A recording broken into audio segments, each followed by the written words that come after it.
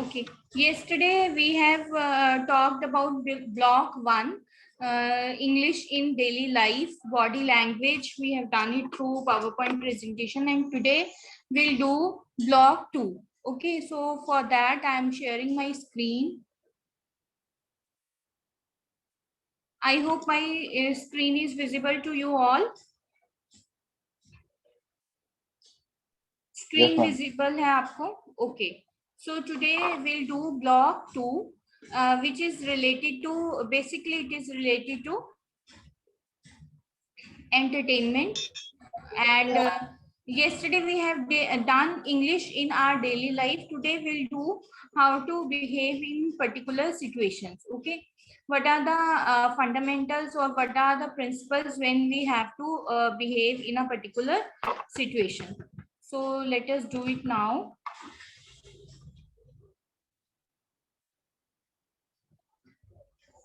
In this unit we have 4 blocks. Okay, and 1 second.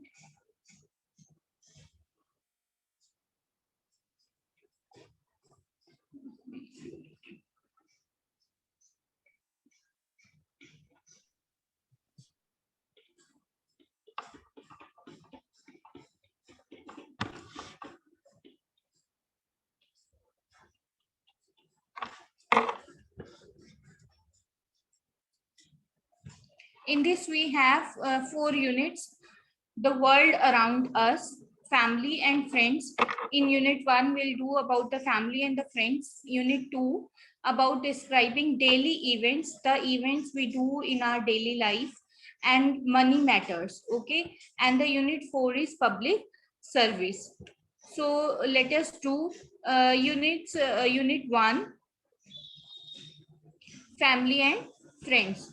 So what is the objective of this unit? The objective of this unit is that you should read and comprehend a personal experience. Basically it is based on comprehension passages, and make inferences from the text. You need to take out the answers from the text and evaluate a situation.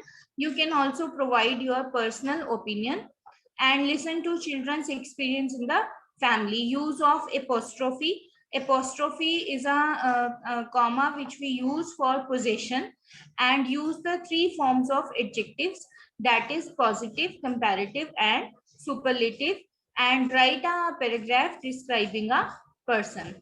So warm up, as a warm up exercise, the question is, what is generation gap? Can any one of you answer me what is generation gap? Any one of you, can you answer me what is a generation gap?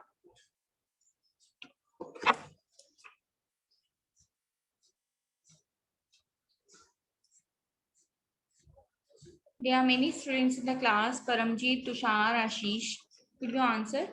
Okay, let me explain you then.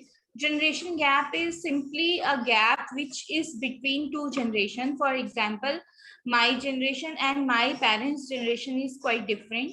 My generation and my children's generation is quite different. Okay, we think from a different point of view. We see the world from a different point of view, while my parents will see it from a different point of view, and my child will see it from a different point of view. So this is basically a generation gap. 30 years का gap अगर age group में है, then it is called a generation gap. Some people adjust according to the generation, but some they don't adjust according to the generation, and the generation gap occurs. Or due to generation gap there can be many conflicts in the family. बहुत सारे conflicts हो जाते हैं family में, लड़ाई झगड़े भी हो जाते हैं. So generation gap is a big issue. List some issues over which you disagree with your parents. You can list some issues which you think that your parents should change. Okay, so let us do first paragraph, that is reading comprehension. Our son, the between ager. Okay, so you may across several events, words in the passage which are unfamiliar in your cultural context. It is always interesting about how teenagers behave in different parts of the world, right. हम तो फिर भी अपने parents की बहुत respect करते हैं, we love our parents a lot, and we are actually Indians, they are family people. But in foreign countries, the moment child grows, they are kind of independent. They don't depend on their parents. They earn as well as they learn at the same time. So they definitely, if you are independent, you will behave differently, and if you are dependent, definitely you will behave differently. So basically, the writer here wants to tell us कि हर world के हर part में different behaviour है teenagers का. So let us read the following passage and answer the question given below. Don't talk with your mouth full. Okay.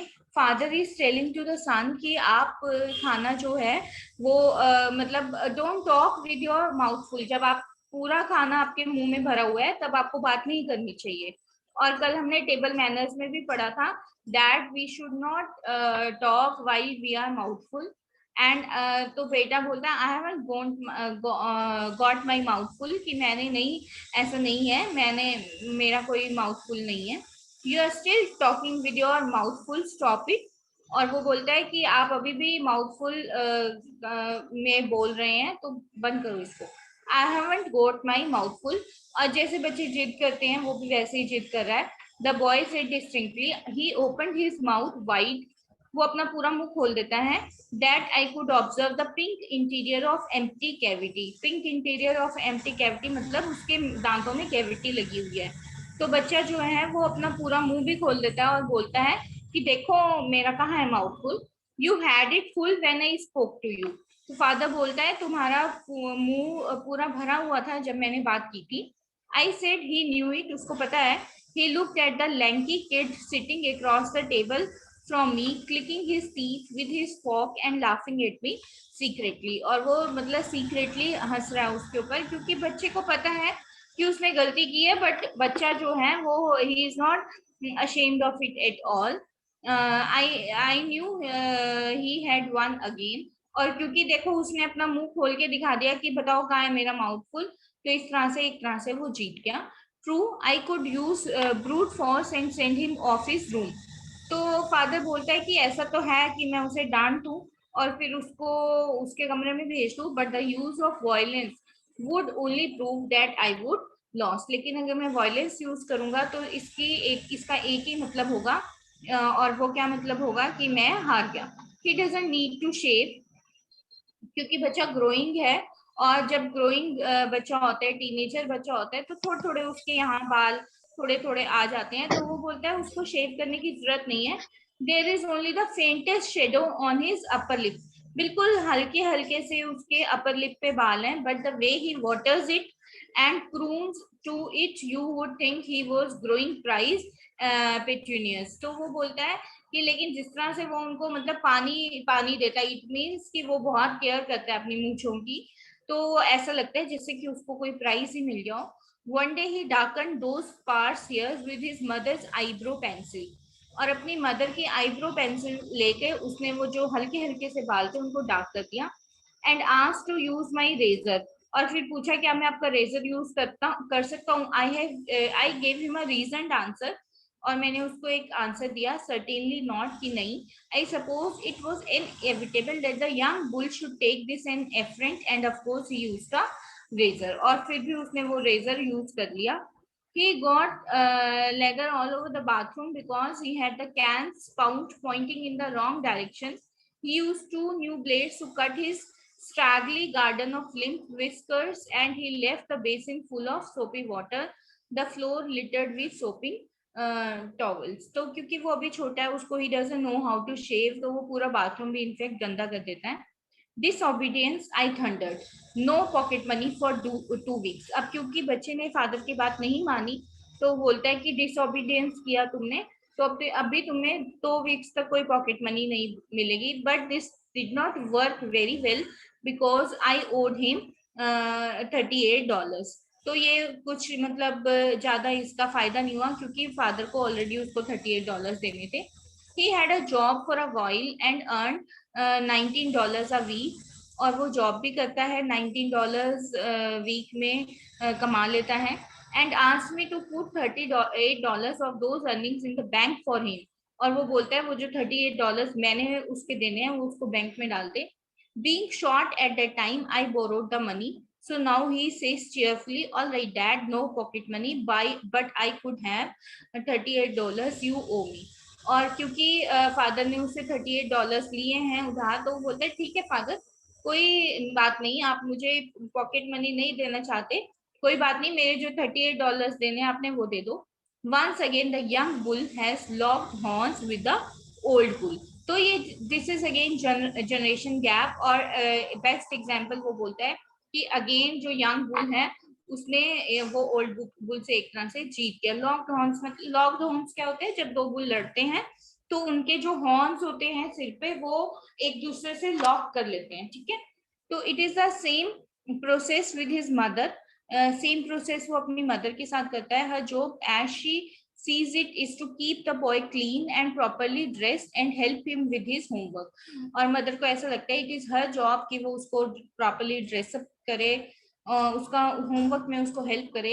Her worst problem with him is cleanliness. सबसे जो main problem mother को आ रही है वो ये है कि वो क्लीन नहीं है, गंदगी में रहता है। Did I mention that his feet look as if he is been padding around in a river mud.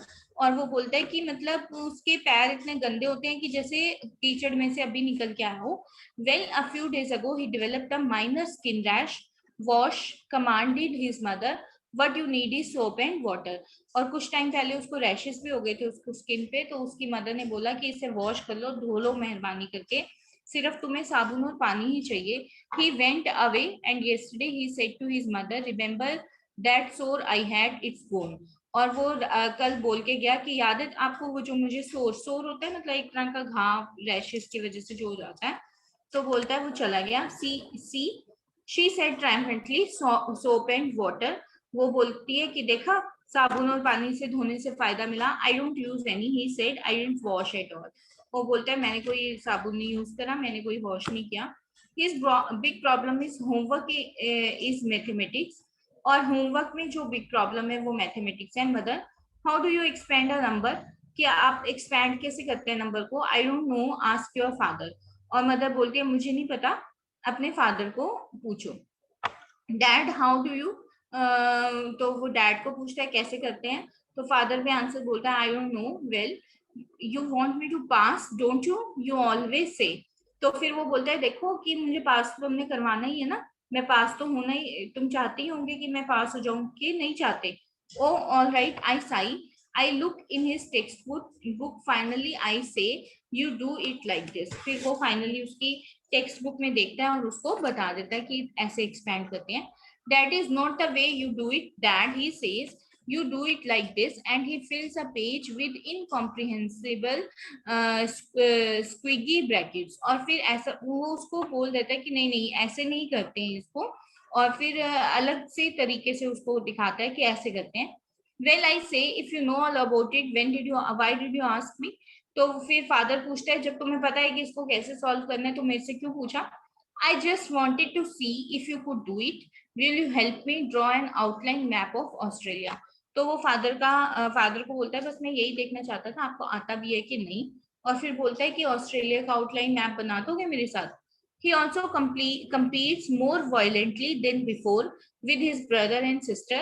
अब अपने भाई और बहन के साथ भी वो पूरा मतलब कंपटीशन करता है, वायलेंटली करता है। In his endless search for attention he enjoys causing chaos where there is peace. और मतलब क्योंकि देखो टीनेजर बच्चा है तो वो शांत तो बैठेगा नहीं, ठीक है। Even when you were teenager, when I was teenager, we used to have something like खुराफाती दिमाग, ठीक है। तो उसका भी ऐसा ही है, खुराफाती दिमाग। ये उसको बिल्कुल भी जहाँ पे पीस है, शांति है, उसको वो बिल्कुल अच्छी नहीं लगती, और वहां पे वो क्योस क्रिएट कर देता है, मतलब डिस्टर्बेंस क्रिएट कर देता है। Well it sounds terrible doesn't it, a boy who fights all the time, tortures the young ones, never has a bath, isn't very lovable, right। और बोलते देखो मतलब कैसा है, क्या ये टेरिबल नहीं है। एक लड़का जो हमेशा लड़ता रहता है, टॉर्चर करता है अपने यंगर वंस को, मतलब भाई बहनों को, नेवर हैज अ बाथ, नहाता नहीं है, isn't very lovable, बहुत प्यारा नहीं है, right. Wrong. That is a funny part of it. I mean, if he were anybody else's son, I wouldn't want him around. But this man is welcome to stay. तो बोलते नहीं, ऐसा नहीं है, ये फनी पार्ट है इसका। और अगर वो किसी और का बेटा होता तो शायद मैं उसे अपने आसपास भी नहीं फटकने देता, बट क्योंकि वो मेरा बेटा है तो he has to stay with me and I welcome he stay. तो मतलब उसकी जितनी भी मिस्चीवियस है वो सब फादर जो है वो उसको एक्सेप्ट कर लेता है। He is all mixed up and full of conflicts. He can't resolve because he does not really know what they are. अब देखो वो बोलते हैं कि वो full of conflicts हैं, उसको बहुत सारी problems हैं, conflict होता है, problem है उसको, वो रिजॉल्व नहीं कर सकता क्योंकि उसको पता ही नहीं है कि क्या प्रॉब्लम्स हैं, क्या होती हैं, वो कैसे रिजॉल्व करनी होती हैं। And he is irritable and far too talkative but most of all really rather lovable. और हालांकि वो थोड़ा इरिटेबल है, फार टू टॉकेटिव, बहुत बोलता भी है, लेकिन लवेबल भी उतना ही है। He is a between ager, not a boy any more. Between ager, यही आपके पैराग्राफ का टाइटल था। बिटवीन एजर मतलब अभी वो एज जो है वो is grown. Not a boy any मोर, अब कोई वो छोटा बच्चा नहीं है। नॉट येट अ मैन, लेकिन अभी वो इतना बड़ा भी नहीं हुआ है। जस्ट समथिंग इन बिटवीन, तो अभी वो इन बिटवीन है, मतलब अभी देखो वो छोटा बच्चा भी नहीं है, ठीक है, not a boy at all, लेकिन अभी वो मैन भी नहीं है, मतलब अभी वो अपनी लाइफ के डिसीजंस भी नहीं ले सकता। So, in what two ways does a boy in the story break table manners? पर हमने table manners किए थे। If you have attended the class, तो हमने उसमें बहुत सारी चीजें देखी थी, ठीक है। और उसमें we have to I have told you that we have to follow such kind of table manners whenever we are in a public meeting or whenever we are at our home, ठीक है। तो in what ways does the boy in the story break table manners? Any one of you want to answer this question? कैसे वो table manners को broke करता है?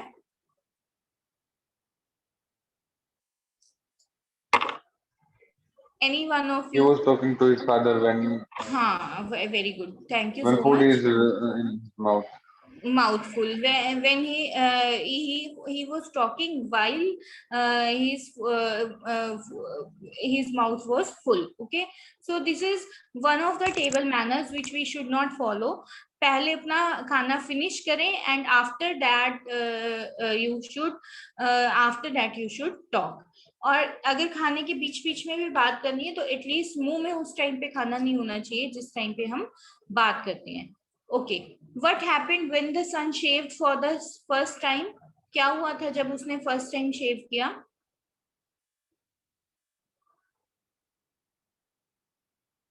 It He was got ladder all over the bathroom.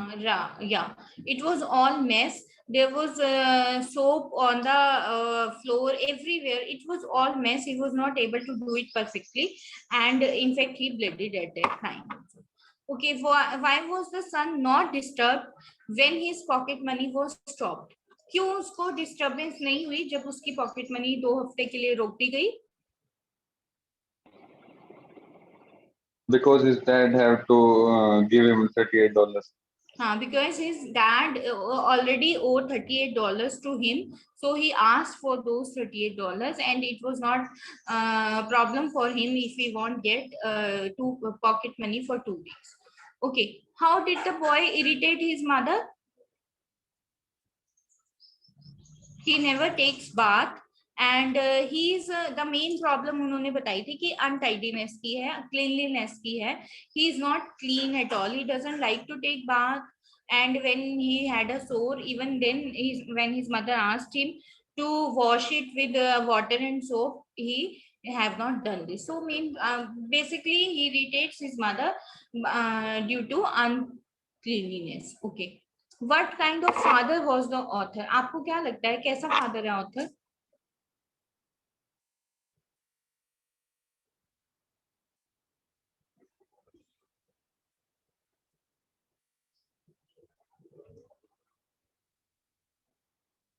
The father is not a dictator. वो कोई dictator नहीं है. But father tries to correct the son. He is trying to correct the son. At the same time, he is understanding that he is between ager. between ager है वो, and as he is between ager, he is not grown up. He cannot solve his conflicts because he doesn't know how to solve a problem. Okay, so father is quite compassionate, he is quite understanding. Okay, and he never main thing is that he never indulges in any kind of violence with the son. वो उसका बेटा चाहे उसकी बात मानता है चाहे नहीं मानता है, but he hardly makes it a point that he should give a slap to his son or not. He never slaps his son. हाँ, 2 हफ्ते की वो उसकी पॉकेट मनी जरूर रोक देता है when he irritates his brother and the sister, but that is only just to teach him a minor lesson. वो किसी भी तरह की violence use नहीं करता, तो that means he is a very compassionate. Okay, so drawing inferences. What important inferences can you draw from the following? Okay, I haven't got my mouth full, the boy said distinctly. All right, dad, no pocket money, but could I have the $38 you owe to me? Who are the young and the old bull? Okay, so the means what kind of inferences होता है, what kind of things you have learned. I haven't got my mouth full, the boy said distinctly. मतलब बहुत confidently वो बोलता है कि मेरा कोई माउथ फुल नहीं है, इनफैक्ट पूरा खोल के भी दिखा देता है. Okay, all right, no money, तो ठीक है कोई बात नहीं, तो आप मुझे $38 जो आपने देने थे वो दे दो. Who are the young and the old bull? Young is the child, okay, and the old bull is father. Once again the young bull has locked horns with the old bull, क्योंकि जो young bull जो है वो जीत गया था again.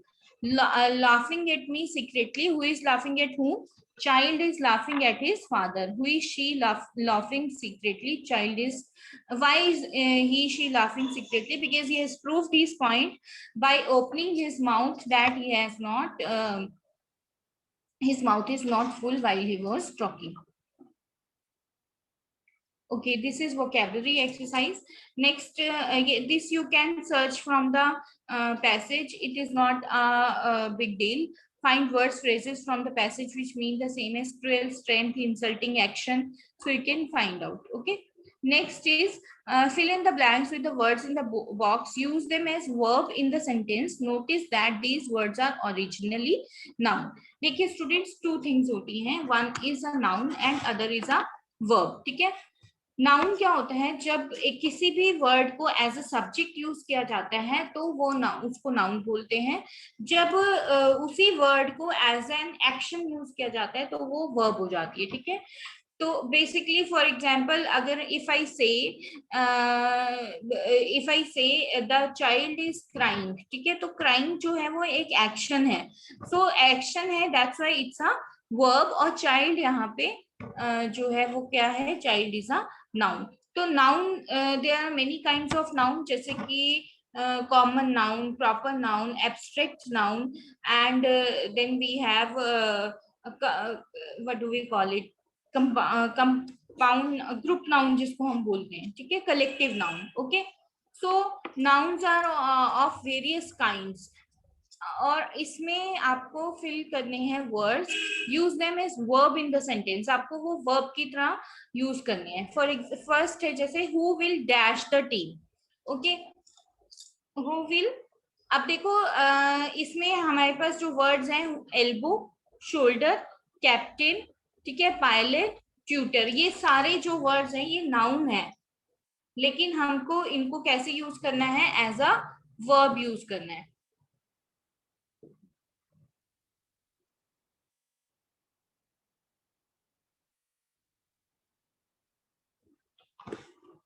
जैसे who will dash the team. Who will? Any one of you? If you want to try, you can try, then we'll do it. जब हम yes बोलिए ma'am. who will captain the team? Who will captain the team. ठीक है, अब यहाँ पे जो captain है एज अ नाउन नहीं यूज किया हमने, इसको एज अ वर्ब यूज किया है. जैसे नेक्स्ट सेंटेंस में he dash the students in physics and mathematics, so we will say he, tutor होता है ना बेसिकली ट्यूटर, पर यहाँ पे ट्यूटर जो है वो नाउन आ जाएगा। ही, तो यहाँ पे कैसे यूज करेंगे ट्यूटर को? teach, बोलो। teach or okay, next is ही, नहीं देखो टीच नहीं आएगा क्योंकि इन फिजिक्स एंड मैथमेटिक्स है।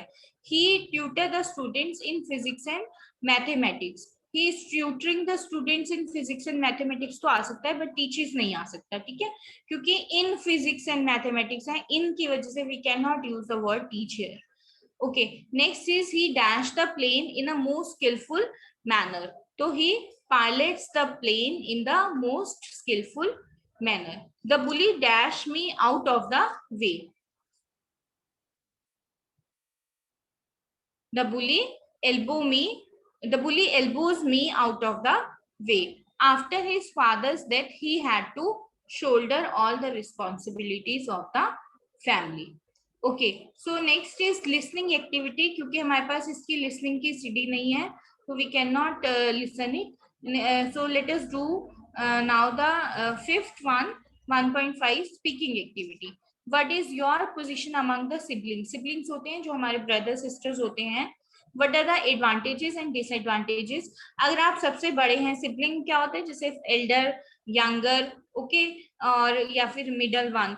अगर आप सबसे बड़े हैं तो आपकी रिस्पॉन्सिबिलिटीज अलग हैं, अगर आप सबसे छोटे हैं तो आपकी रिस्पॉन्सिबिलिटीज अलग होती हैं। तो writer wants to ask you कि क्या एडवांटेजेस हैं और क्या डिसएडवांटेजेस हैं। Speak about it at your study centre और you can prepare a short speech. I am the youngest in my family. I have 3 elder sisters. They are all much older than me. Okay, तो यहाँ पे जो speaker है वो सबसे छोटा है, यंगेस्ट है, और जब आप छोटे होते हो तो एक ये एडवांटेज हो जाता है क्योंकि आपको ज्यादा कुछ करने की जरूरत नहीं होती।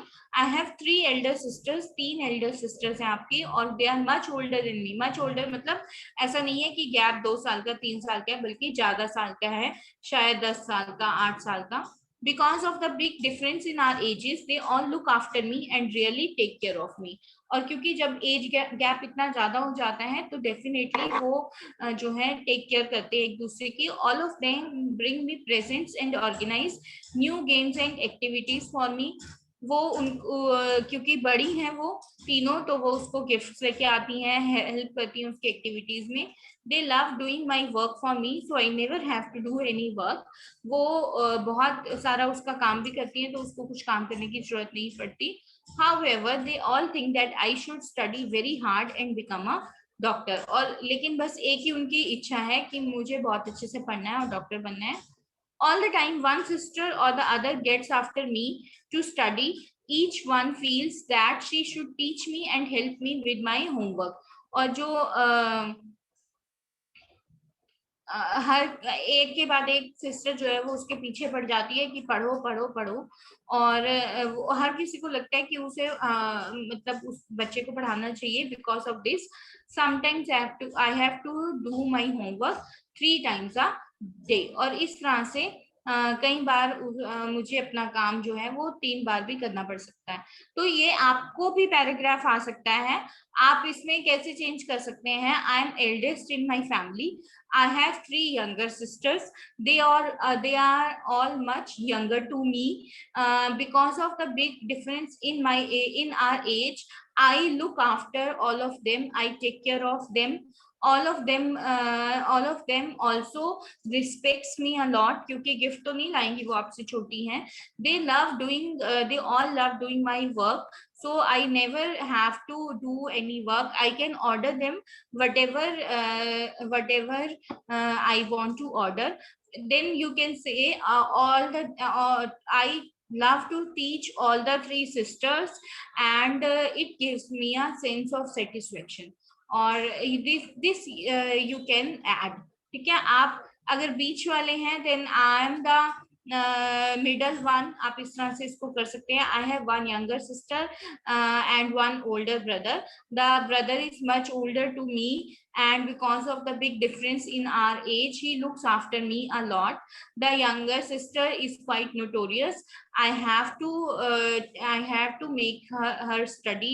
मुझे उसको पढ़ाना भी पड़ता है. And for due to this sometimes I am not able to do my own homework. ठीक है, तो ये एक आपकी डिसएडवांटेज हो गई. So you have to write it in your own words. आप इसको ही चेंज कर सकते हैं, इसको ही फॉलो कर सकते हैं, और या फिर ये वाला ही लिख सकते हैं. सो let us do the grammar now. The apostrophe. Apostrophe क्या होता है? Apostrophe is a comma which we use with a word to show possession. ठीक है, एपोस्ट्रोफी एस बोलते हैं अगर हम एपोस्ट्रोफी यानी ऊपर वाले कॉमा के साथ एस लगा देते हैं.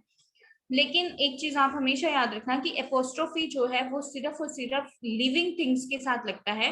नॉन लिविंग थिंग के साथ हम एपोस्ट्रोफी नहीं लगाते. जैसे for example this is Rita's book. ठीक है, तो रीटा की किताब, इसका मीनिंग ये हुआ. बट आप ऐसे नहीं बोल सकते cars, this is cars headlight. ठीक है, आप क्या बोलेंगे? Headlight of the car. समझ आई? तो कभी भी एपोस्ट्रोफी जो है वो नॉन लिविंग के साथ यूज नहीं किया जाता है. अब देखो, जैसे let us do the grammar here. The razor belongs to the father. So आप इसको कैसे चेंज करना है आपको एपोस्ट्रोफी लगा के? It is father's razor. The shawl belongs to the mother. It is mother's shawl. The toys belongs to the babies. तो babies जो है वो प्लूरल है, और that's why we have used apostrophe over here. So these are babies toys. The book belongs to the children. So these are children's book. और children जो है वो भी प्लूरल होता है, लेकिन एस उसमें नहीं लगा होता, तो ऊपर एपोस्ट्रोफी लगा के हम उसके साथ एस लगा देंगे. ठीक है. So what is apostrophe? Apostrophe is used to show the ownership of something. जब किसी भी चीज की पोजीशन दिखाई जाती है, ऑनरशिप दिखाई जाती है, then we use apostrophe. It shows position. Now let us understand the rules of possessive. ठीक है, अब आपको रूल्स सीखने हैं पोजेसिव के. जैसे फॉर एग्जाम्पल सिंगुलर नाउन, अगर सिंगुलर नाउन्स है एंड देयर पोजेसिव, तो क्या होगा? जैसे फादर है, फादर सिंगुलर है, मदर सिंगुलर है, बैंक जो है वो सिंगुलर है. फादर्स रेजर आएगा, फादर के बाद अपोस्ट्रोफी एस रेजर लगाएंगे, मदर के बाद अपोस्ट्रोफी एस शॉल लगाएंगे, और बैंक के बाद बैंक्स एड्रेस लगाएंगे. ठीक है. अब देखो बॉस, जैसे सपोज फॉर एग्जांपल बॉस है, बॉस जो है वो भी सिंगुलर है. ठीक है, हालांकि बॉस में डबल एस लगा हुआ है, but still it is singular. Countess है, काउंटेस जो होता है क्या होता है? जैसे ये डेसिग्नेशंस होते हैं, जैसे अगर आपने सुना हो डचेस. ठीक है, तो इसी तरह से काउंटेस होते हैं. तो काउंटेस भी सिंगुलर है, डबल एस जरूर लगा है, but it is a singular noun.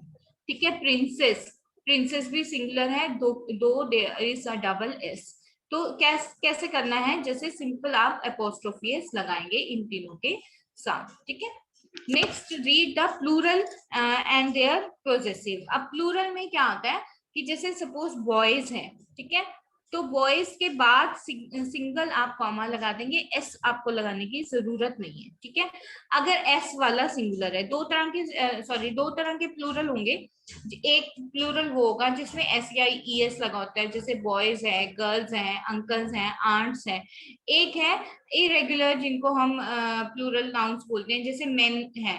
ठीक है, मैन, MAN जो है वो सिंगुलर होता है, लेकिन मैंस प्लूरल नहीं होता. प्लूरल के लिए हम इसमें ई लगाते हैं. ठीक है, माउस है, माउस का माइस प्लूरल लगाते हैं. ठीक है, चाइल्ड है, चाइल्ड का चिल्ड्रन प्लूरल बनता है.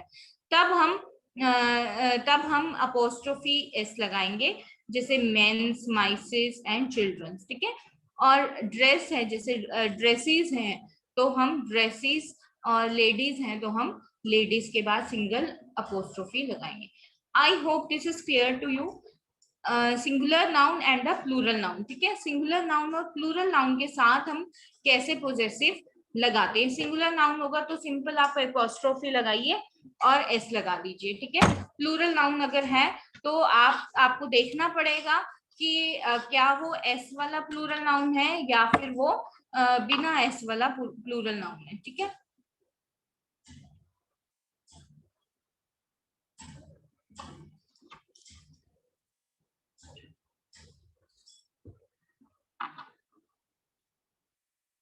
I hope this is clear to you.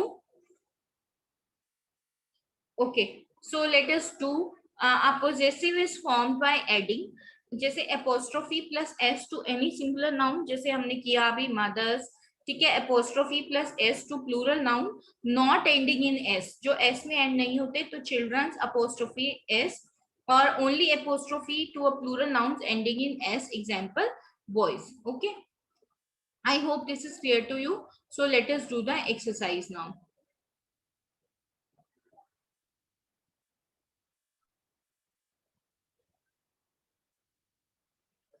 So let us do the exercise now. Rewrite the following sentences using an apostrophe. The dance of the gypsies was delightful. तो करिए।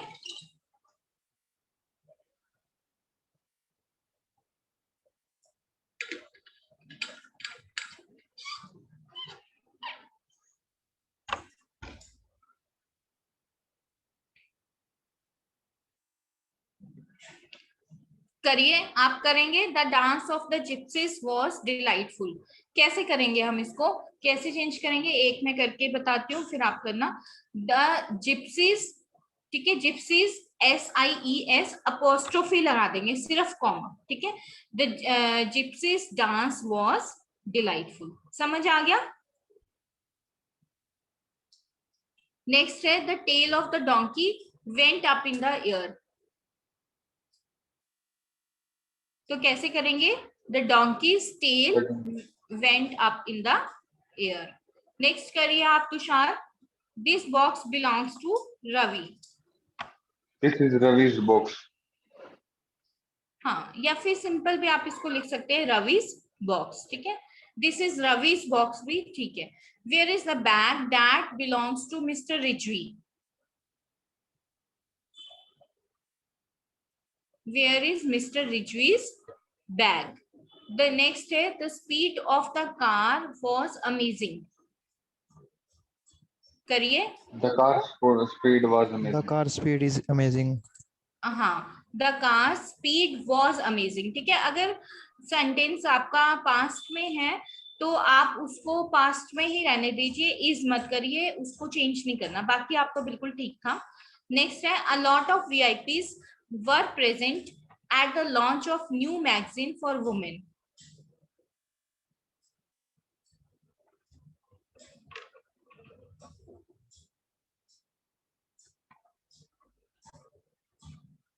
करिए।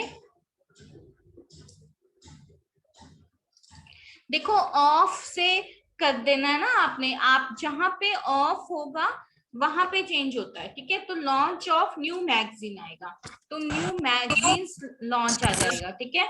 a lot of VIPs were present at new magazines launch for women. The reputation of the team, तो of the team है तो कैसे इसको change करेंगे, पहले तो आप यही चेंज कर लीजिए टीम्स रेपुटेशन, ठीक है। तो team's reputation was at stake when one of the members took drugs. Next करिए। नेक्स्ट तो इजी है। The health of his father was delicate. His father's health was delicate. Yes, father's health was delicate. His father's health was delicate. Very good. The cabin where the boss sits is on the left. Boss apostrophe, ठीक है। Boss cabin is on the left. The anxiety of all parents is understandable. तो anxiety of all parents है तो parents apostrophe anxiety, ठीक है। Parents anxiety is understandable. Okay, next is look at the family tree. जैसे सारा रुस्तम, ठीक है। सारा का बेटा है फरा फ्रेड, ठीक है। फिर फरा फरा उसका सन है, फ्रेड या फरा उसकी डॉटर है, ठीक है। और सन जो है वो सॉरी उसका पार्टनर है फ्रेड, और उनके तीनों बेबीज हैं, अली, बॉब एंड रीटा, ठीक है। रॉबिन, रॉबिन अनमैरिड है, कोई आगे बेबी नहीं है। रुस्तम, सोहेब एंड एलिस, और उसके आगे बच्चे हैं टॉम एंड सूजी। Okay, so who are Ali's parents? Farha and Fred are Ali's parents. You have to frame 5 questions using apostrophe. One is done for you. जैसे next आप कर सकते हैं who is Bob's parents, तो आप कर सकते हैं इसमें Farah and Fred are Bob's parents, ठीक है। Who is Tom's parents? Sohaib and Alice are Tom's. Who are Tom's parents? Sohaib and Alice are Tom's parents, ठीक है। और अब देखो इसमें फरहा पे किया हुआ है, इसमें एलिस पे किया हुआ है, तो आप देख सकते हैं हु आर एलिस पेरेंट्स, ठीक है। एलिस के बाद आपने अपोस्ट्रोफी लगाना है, एस लगाना है, तो Sara and Rustam are Alice parents. So this way you can frame the questions also by using apostrophe.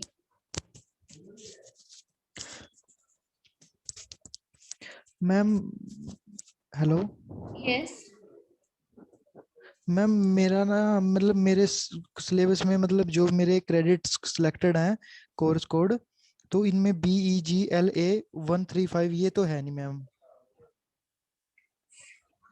फिर आप क्यों क्लास लगा रहे हो इसकी? मैम लिंक आया था मेरे पास। तो या तो फिर आपका कोई पिछला पेपर तो नहीं रह गया है या उस तरह से?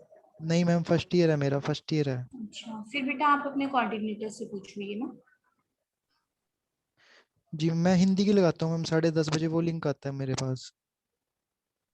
ओके, ठीक है, तो आप वो अपने उसके कोऑर्डिनेटर से साथ पूछ लो। क्या वो उसका नंबर कांटेक्ट कहाँ से मिलेगा मैम? किसका कांटेक्ट बेटा? जो भी बोल रहे हो आप, कोऑर्डिनेटर समथिंग जो भी। सेंटर 1036 है ना आपका, है ना? हाँ जी, हाँ जी, हाँ तो जी मैम। वहां पे जो कोऑर्डिनेटर होते हैं जिनको आपने जिनको अपने असाइनमेंट्स वगैरह सबमिट कराई हुई हैं, वहां अभी से तो आपको मैम पूछ असाइनमेंट लीजिए। वगैरह कुछ भी नहीं कराई। ओके, तो आपने जहाँ एडमिशन लिया हुआ है ना बेटा, जो स्टडी सेंटर है वहां पे ना कोऑर्डिनेटर्स होती है, तो आप उनसे जी पूछ मैम। सकते हैं, they will guide you properly, because I am not a coordinator, I am a counsellor. Okay, I okay teach ma'am. I teach various subjects and related to English, and so that's why I don't know what is your subject. आपके पास link आया है तो it means maybe ये आपका paper होगा तभी आया आपके पास लिंक ना। जी Still ma'am. you can finalize with your you can discuss it with your coordinator. आप coordinator से पूछ लीजिए, आपके पास जो सब्जेक्ट है आप उसकी क्लास लगा लो। कौन सा सब्जेक्ट है आपके पास इंग्लिश का? इंग्लिश का मैम कोई भी नहीं है मेरे पास। ओके, ठीक है, तो आप वो फिर अपने कोऑर्डिनेटर से पूछ लो, ठीक है। जी ma'am. So shall we proceed further? Okay, next is comparison of adjectives, ठीक है। एडजेक्टिव्स जो है, you know what is an adjective? Adjective is a word which tells us quality of a noun. Comparison of adjective का क्या मतलब हुआ? There are basically 3 kinds of comparison. हम 3 तरीके से कंपैरिजन करते हैं। One is positive, other is comparative, and the third one is superlative, ठीक है। when there is no comparison at all, then we use positive degree, ठीक है, positive degree of comparison.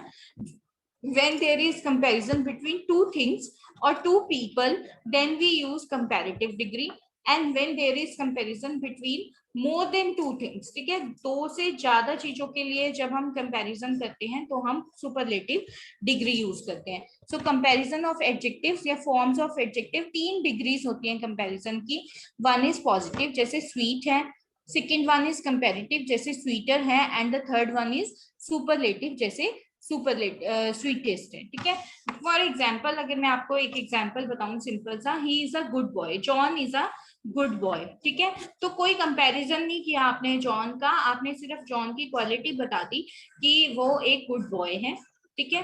अगर आप बोलते हैं John is better than robin, तो आपने कंपेयर किया जॉन और रॉबिन को, और आपने जॉन को बेटर बता दिया और रॉबिन को उससे थोड़ा कम बताया, ठीक है। John is the best among robin, Sohail and Farha, for example, ठीक है। तो आपने 3 लोगों से कंपेयर किया जॉन को और आपने उसमें जॉन को बेस्ट बताया।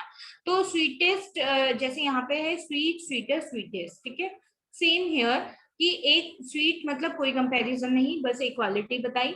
स्वीटर मतलब 2 चीजों में कंपैरिजन किया आपने, स्वीटेस्ट मतलब more than 2।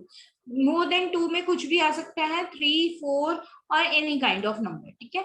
So positive degree of adjective denotes some quality, the comparative degree of the adjective denotes a higher degree of the quality when two things or two sets of things are compared। जब 2 चीजें या 2 से दो चीजें या फिर 2 लोगों को या फिर 2 सेट्स को कंपेयर किया जाता है।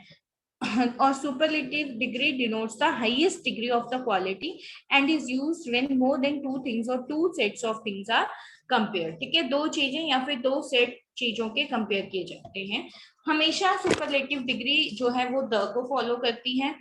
यूजुअली कंपैरेटिव में ER आता है, लेकिन हमेशा नहीं। जैसे कि ब्यूटीफुल का क्या बनेगा, मोर ब्यूटीफुल, मोस्ट ब्यूटीफुल, ठीक है।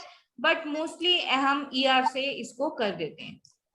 सो tick the correct form of adjective from those given in the bracket. अब आपको समझ आ गया कि कंपैरेटिव डिग्री कैसे यूज करनी है, पॉजिटिव डिग्री कैसे यूज करनी है और सुपरलेटिव डिग्री कैसे यूज करनी है। मैं ये मानती हूँ कि शायद आपको समझ आ गया होगा। जब कोई भी कंपैरिजन नहीं है, सिर्फ इक्वालिटी आप बता रहे हैं, तो कौन सी डिग्री आएगी, पॉजिटिव। जब आप 2 चीजों को कंपेयर कर रहे हैं तो कौन सी डिग्री आएगी, कंपैरेटिव। जब आप 2 से ज्यादा चीजों को कंपेयर कर रहे हैं तो कौन सी डिग्री आएगी, सुपरलेटिव। और जब भी सुपरलेटिव डिग्री लगाएंगे तो उसके साथ आप द यूज करेंगे। So tick the correct form of the adjective from those given in the brackets. The first one is the dash of the 2 villagers brought the buffalo. बताइए tall आएगा, the tall of the 2 villagers या taller of the 2 villagers या फिर tallest।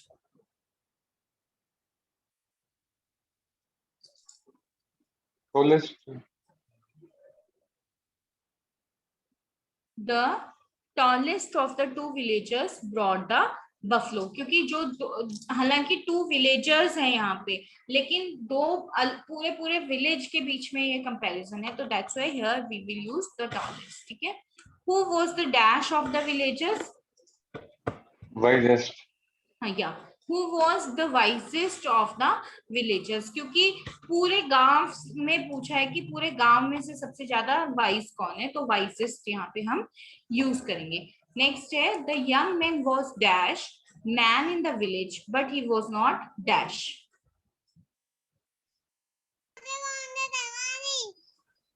The young man was strongest man in the village, हाँ, but he was not clever. देखो जब, हाँ ये चीज मैं आपको बताना चाहती हूँ, जब आप एक सेंटेंस में एक पर्सन की 2 क्वालिटीज को डिस्कस करते हैं तो डिग्री ऑफ कंपैरिजन जो है वो सेम आना चाहिए, ठीक है। और अगर सपोज आप एक ही पर्सन की, जैसे फॉर एग्जांपल आप एक ही पर्सन की 2 चीजें हैं, एक ही पर्सन की 2 क्वालिटीज को कर रहे हैं, ठीक है, या फिर एक ही पर्सन की 2 क्वालिटीज को पूरे बाकियों की क्वालिटीज के साथ आप सॉल्व कर रहे हैं। तो the young man was the strongest man in the village but he was not the cleverest, ठीक है, क्योंकि आपने द स्ट्रॉन्गेस्ट और द क्लेवरेस्ट पूरे दोनों क्वालिटीज को आपने इसमें करना है। तो डिग्री ऑफ कंपैरिजन हमेशा सेम रहता है एक सेंटेंस में। Okay, the village headman's daughter was dash, कोई कंपैरिजन नहीं है इसमें, ठीक है। तो village headman's daughter was pretty, ठीक है। हाँ, या शाबाश, प्रेटी, क्योंकि कोई कंपैरिजन नहीं है तो प्रेटियर प्रेटियस हम यूज नहीं करेंगे। Next is it was the dash question in the exam. Toughest question. It was the toughest question in the exam, क्योंकि बाकी जितने भी क्वेश्चन हैं उनसे आपने इस क्वेश्चन को कंपेयर किया। No one can run as dash as Karim.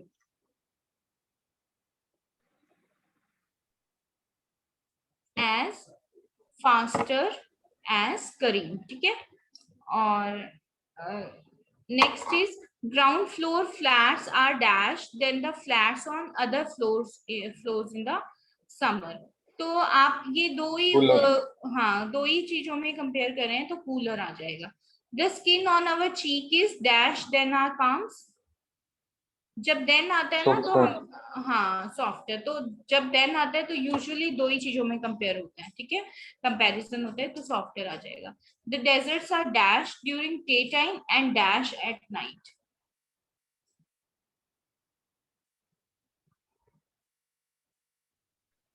Hot during the day and cold at हाँ हॉट एंड कोल्ड। ओके शाबाश। My mother cooks tasty my mother cooks dash chicken then my grandmother।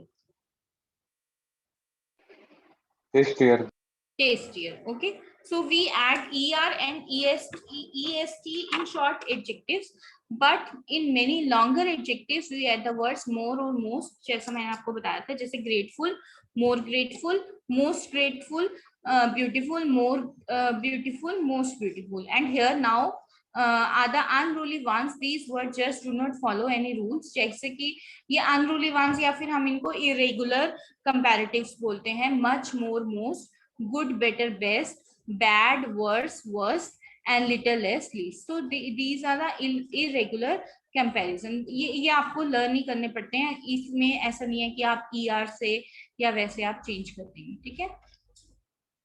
Okay, so complete the following passage with appropriate degree of adjectives।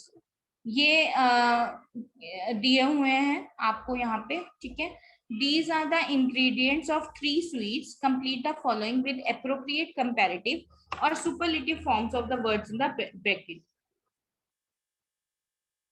The carrot halwa has the dash number of ingredients।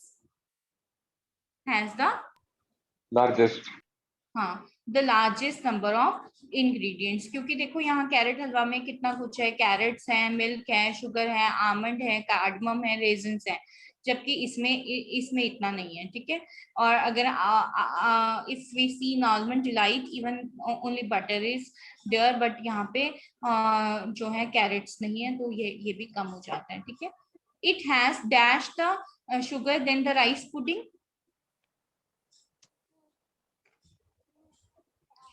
Rice pudding में देखो sugar 55 ग्राम है और इसमें 60 ग्राम है, तो दो चीजों में कंपैरिजन किया हुआ है। मच, मोर, मोस्ट, ये देखा था ना हमने, यहाँ पे पढ़ा था, ठीक है। मच, मोर, मोस्ट, तो यहाँ पे क्या आ जाएगा, it has more sugar than the rice pudding. Next is the almond delight has butter in it, so it is likely to be dash.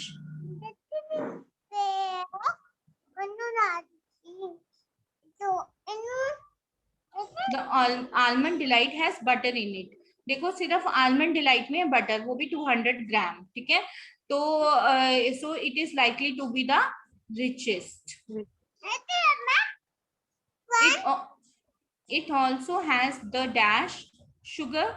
Sugar भी देखो सबसे ज्यादा इसमें शुगर कैरेट हलवा में 60 ग्राम है, राइस पुडिंग में 55 है और इसमें 100 ग्राम है, तो it also has the much, more, most, ठीक है, मोस्ट शुगर आ जाएगा। तो almond delight is the Most expensive dish. most expensive dish, whereas the rice pudding is the dash Cheapest. इस द लगा हुआ है ना बेटा, अगर द लगा हुआ होता है तो आप आंख बंद करके इसमें सुपरलेटिव डिग्री लगा सकते हैं, ठीक है। द दिया हुआ है तो द चीपेस्ट है, क्योंकि तीनों में से सबसे सस्ती हुई ना, दो में से होती, अगर राइस पुडिंग और आलमंड डिलाइट में करते तो चीपर आता, यहाँ पे अभी द चीपेस्ट आएगा, ठीक है। The carrot halwa would cost dash than the almond delight.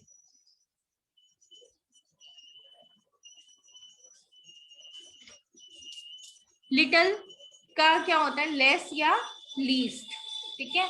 Almond delight और कैरेट हलवा, दो चीजों को कंपैरिजन किया हुआ है, तो the carrot halwa would cost less than the almond delight, ठीक है।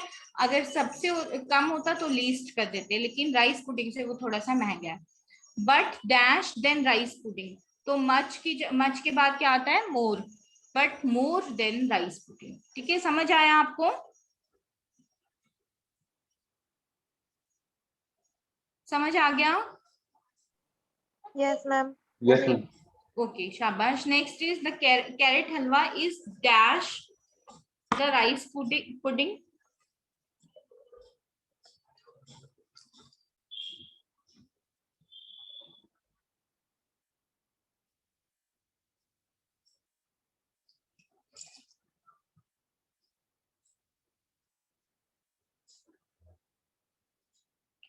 The carrot halwa is tastier, the rice pudding is tasty, but the almond delight is the tastiest. ये अपने अकॉर्डिंग भी आप इसको चेंज कर सकते हैं, ठीक है। सो नेक्स्ट है आपका 1.7 डिस्क्राइबिंग पीपल। हम लोगों को कैसे डिस्क्राइब करते हैं? Read the following description of various persons and right a paragraph. तो बेसिकली यहाँ पे कुछ एक्सप्रेशंस दिए हुए हैं, ठीक है। तो उनके अकॉर्डिंग हमें जो है एक minute,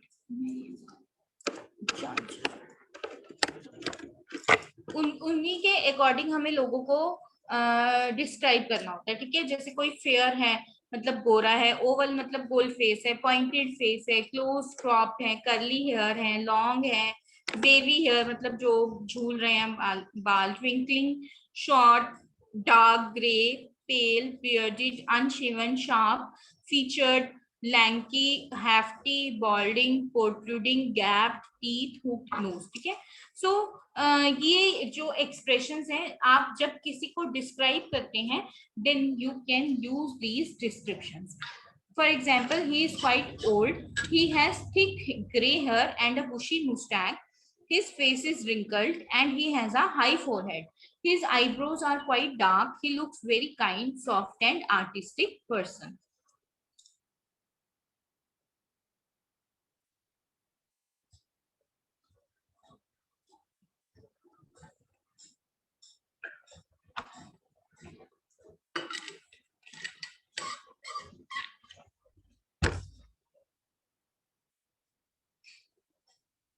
So in this you are saying he is quite old, he has thick gray hair मतलब white hair and bushy mustache। तो आप किसी old person को describe कर रहे हैं। his face is wrinkled, wrinkle face है and has a high forehead, high forehead क्यों है? क्योंकि आगे के बाल है ही नहीं। his eyebrows are quite dark, eyebrows dark हैं and he looks very kind, soft and artistic person। then again you are describing a person, it is hard to say how old she was when they took this picture, ठीक है। तो ये कहना मुश्किल है कि कितनी एज होगी। She has a roundish face and double chin, ठीक है। राउंडिश फेस मतलब गोल फेस है, डबल चिन है, lots of curly black hair, bright twinkling eyes. तो जब भी किसी को आप इन पैसेजेस से आप ये अंदाजा लगा सकते हैं कि जब भी आपको किसी भी पर्सन को डिस्क्राइब करना है तो कैसे करना है। पहले आप उसकी एज बता सकते हैं, क्वाइट ओल्ड है, क्वाइट यंग है, या फिर you can not tell the age, ठीक है। देन फेस कैसा है, फेयर है कलर, ठीक है, ओवल फेस है, राउंडेड फेस है, डबल चिन है। देन हेयर कैसे हैं, वेवी है, कर्ली है, ठीक है, शॉर्ट हेयर है, लॉन्ग हेयर है। और आईज कैसी हैं, ब्राइट ट्विंकलिंग आईज हैं या फिर डल आईज हैं, और फेस पे स्माइल है कि नहीं है, अब या फिर ग्रेव लुक्स हैं, ठीक है, ग्रेव मतलब सीरियस लुक्स हैं।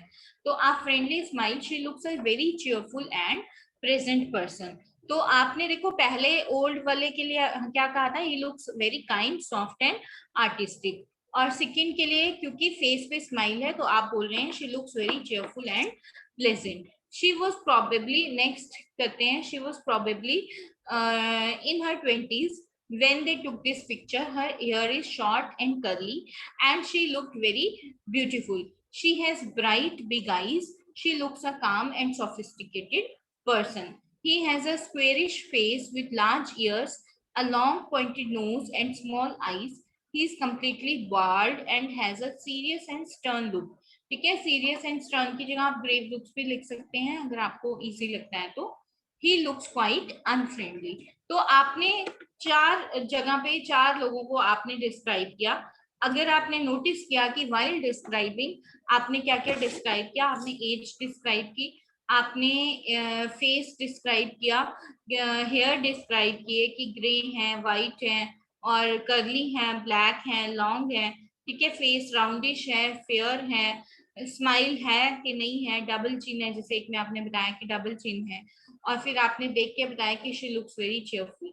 एक के लिए आपने बोला she has bright big eyes, she looks अ काम एंड सोफिस्टिकेटेड पर्सन, और फिर आपने बताया ही लुक्स क्वाइट अनफ्रेंडली. ठीक है, so this is the way you should describe a person. This is the way you can describe a person. So match each quality of Edison with an example from his life and join them. One is done for you. Okay, so क्योंकि ये हमें पहले पढ़ना पड़ेगा और मुझे लगता है ये हमारे पास है नहीं है, तो we cannot match it now. पढ़ के उसके बाद हम इसको कर सकते हैं. ठीक है, so let us do the pronunciation. Okay, for pronunciation let me show you PPT. For that I have made it for my students.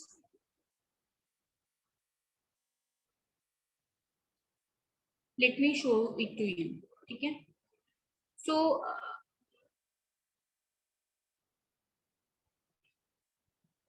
आपको जो मेन चीज है वो बता रही हूँ मैं. So this is sounds of, these are the sounds of English. ठीक है, there are 44 sounds in English. हालांकि हमारे पास कितने अल्फाबेट्स हैं इंग्लिश में? How many alphabets do we have in English language? 26 ma'am. Very good. We have 26 alphabets. ठीक है, लेकिन जब हम साउंड्स की बात करते हैं तो वो हमारे पास 44 साउंड्स है. 20 जो है वो वॉवल साउंड्स हैं और 24 जो है वो कॉन्सोनेंट साउंड्स हैं. ठीक है, अब ये वॉवल साउंड्स जो हैं इसमें इनको दो कैटेगरी में बांटा गया है. One is monophthongs and the other one is diphthongs. ठीक है, मोनोथोंग्स जो साउंड्स हैं वो 12 इन नंबर हैं, 12 हैं. ठीक है, ये क्या बनाया हुआ है मैंने, ये आप मुंह का स्ट्रक्चर बनाया हुआ है. ठीक है, अब आप पूछेंगे कि मैम कैसे 20 साउंड्स हैं वॉवल, हमने तो कभी नहीं सुनी, सिर्फ 5 ही वॉवल सुने हैं. तो बेटा अब देखो मैं आपको बताती हूँ कि कैसे साउंड्स में आप डिफरेंशिएट कर सकते हैं. कॉन्सोनेंट और वॉवल साउंड्स में क्या डिफरेंस होता है?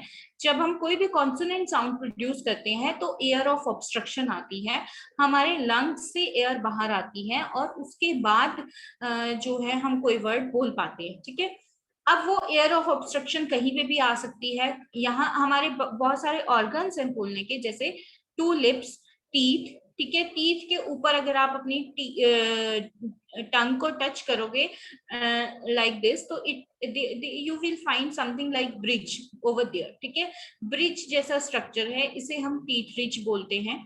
टीथ रिज के पीछे अपनी टंग को अगर आप टच करेंगे, यानी वॉल पे, अपने फेस के वॉल पे टच करेंगे, तो it will be quite hard you know substances there, तो I will say it hard palate. ठीक है, हार्ड पैलेट बोलते हैं. और बिल्कुल पीछे अगर आप अपनी टंग को टच करेंगे तो देयर इज समथिंग सॉफ्ट. ठीक है, सॉफ्ट पैलेट बोलते हैं इसको, या फिर हम उवला भी बोल सकते हैं.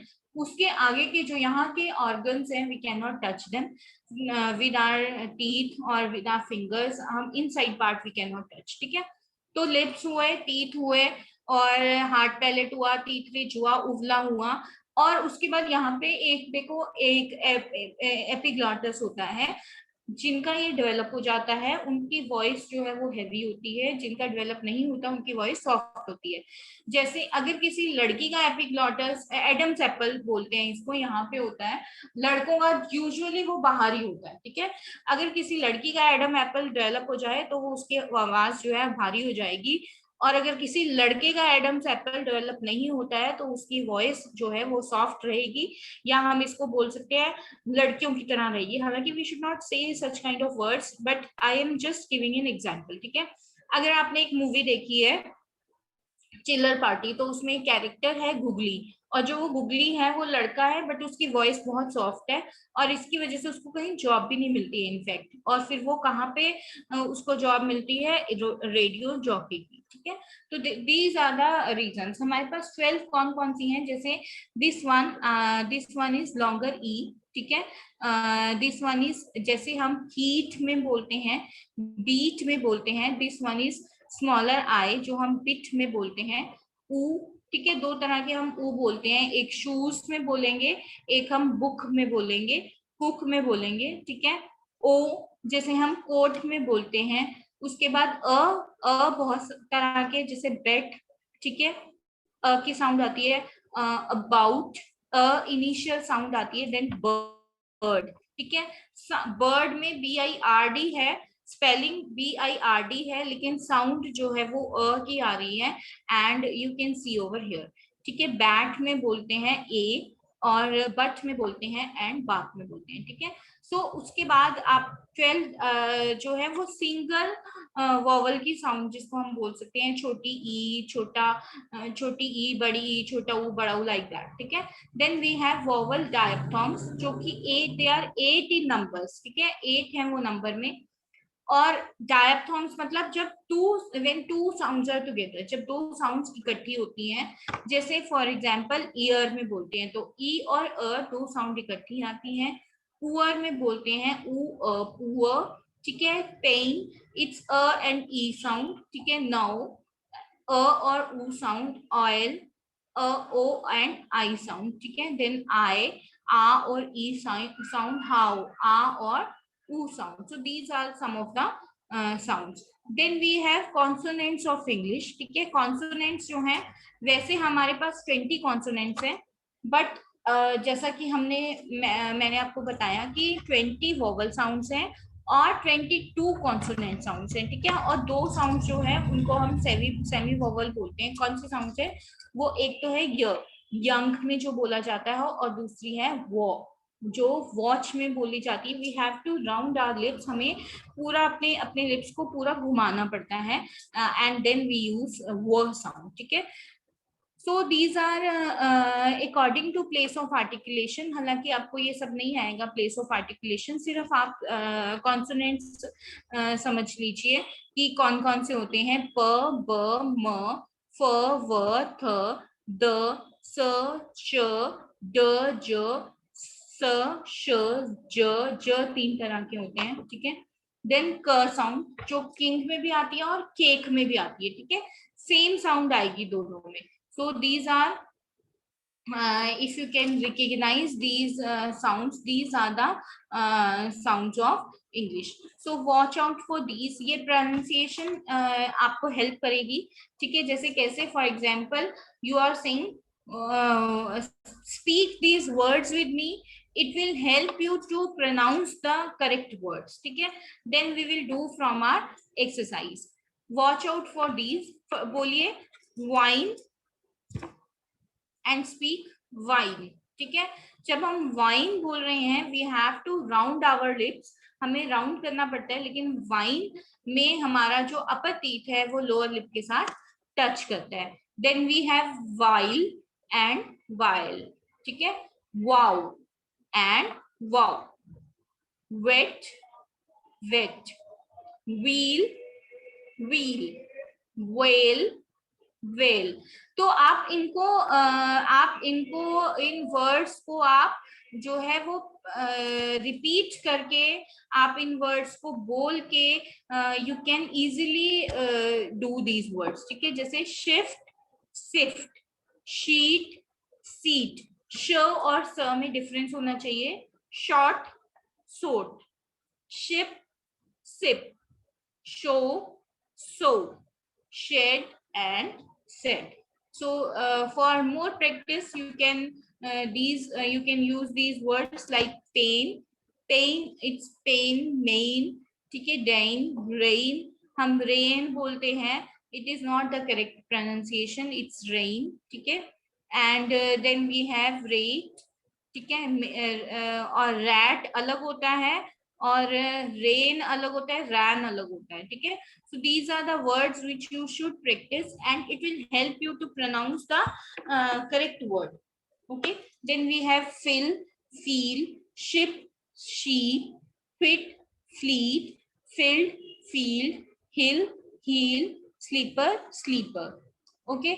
Then we have these words: food, foot, loop, look, tool, took, fool, full, pool, and pull. So these are some of the words which you should practice for pronunciation. Okay, let us do your exercise now. So in English, B is silent in the spelling M and B and BT occurring in the final position in the words. ठीक है, ये golden rule है pronunciation का. जब भी B end of the word में आता है, we should never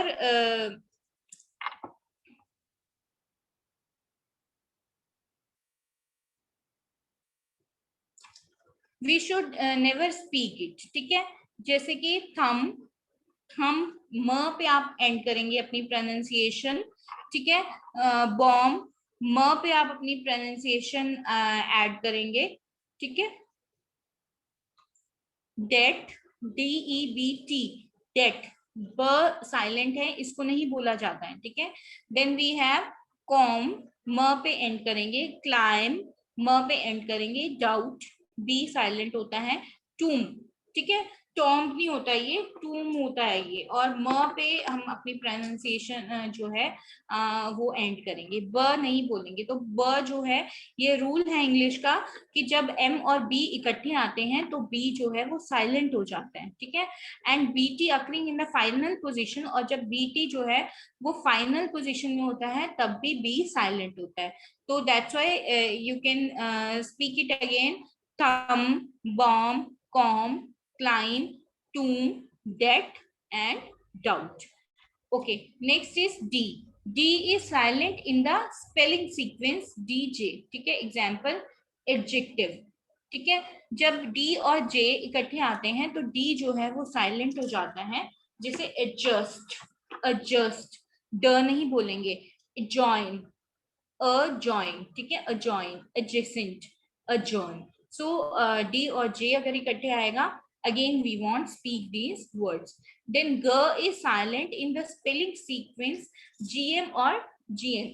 For example, film, ठीक है, paradigm, paradigm नहीं होता, ये paradigm होता है. ठीक है, उसके बाद है GN है ये.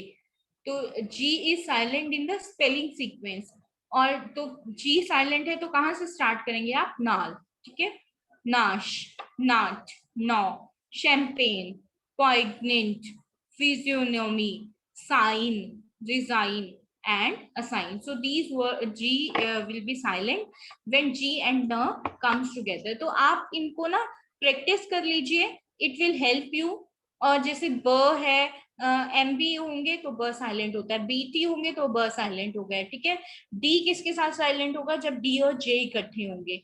और ग कब साइलेंट होगा? जब जी एम होगा और जी एन होगा. ठीक है. Then H, H is silent in the spelling sequence G H. ठीक है, जब जी एच इकट्ठे होते हैं तब वो और या फिर वो specially in the final position में है तब भी. जैसे गोस्ट, ठीक है, तो गोस्ट होता है, ये एच साइलेंट होता है, घोस्ट नहीं बोलते हैं इसको, इट इज गोस्ट. ठीक है. अगास्ट, अगास्ट नहीं होगा, it is ghast. Next is ghetto. K is silent in these words. ठीक है, ये तो हम बहुत कॉमन वर्ड्स हैं जिनमें K साइलेंट होता है. जैसे knee, knob, know, knock and knife. तो वी नो कि ये वाला जो K इनिशियल पोजीशन में जब आता है एंड स्पेशली जब N के साथ आता है तो यूजुअली K साइलेंट होता है. ठीक है. Next is L is silent before K and in the word final spelling sequence LK and LM. ठीक है. फॉर एग्जाम्पल यहाँ पे है L is silent before K. K से पहले है L तो हम इसको नहीं बोलेंगे. We'll speak it like this: walk, ठीक है, talk, folk, balm.